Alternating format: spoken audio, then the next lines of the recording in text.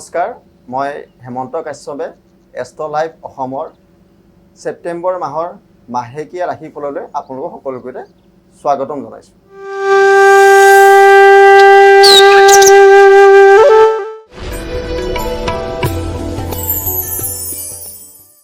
এই মাহত কন্যা ৰাশিৰ জাতক জাতিকাসকলৰ নানা দিশত ক্ষতি আছে, মন চঞ্চল হৈ থাকিব, শাৰীৰিক ক্লেশ থাকিব, মনৰ বেদনা থাকিব, কৰ্মত ব্যাঘাত আহিব পাৰে, পাৰিবাৰিক কিছু ক্ষেত্ৰত অশান্তি দেখা পোৱা যায়।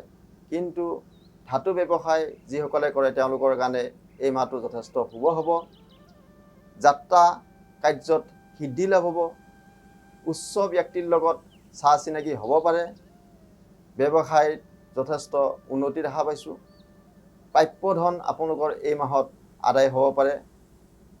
তো এটা মিশ্ৰিত ফল এই মাহত আপোনালোকে পাব। আৰু কন্যা ৰাশিৰ জাতক জাতিকাসকলে এই মাহত যদি কিবা বেয়া ফল দেখা পায় তেতিয়াহ'লে আপোনালোকে গণেশ চতুৰ্থী পূজা আছে, সেই গণেশ চতুৰ্থী পূজা বা মন্দিৰ দৰ্শন কৰিব পাৰে। আৰু কাৰোবাৰ যদি কালসৰ্প যোগ আছে তেওঁলোকে শ্ৰীকৃষ্ণৰ জন্মাষ্টমী যিহেতু ব্ৰত আছে, সেই শ্ৰীকৃষ্ণৰ জন্মাষ্টমী ব্ৰত পালন কৰিলে কালসৰ্প যোগ আপোনালোকৰ নিবাৰণ হ'ব। ধন্যবাদ।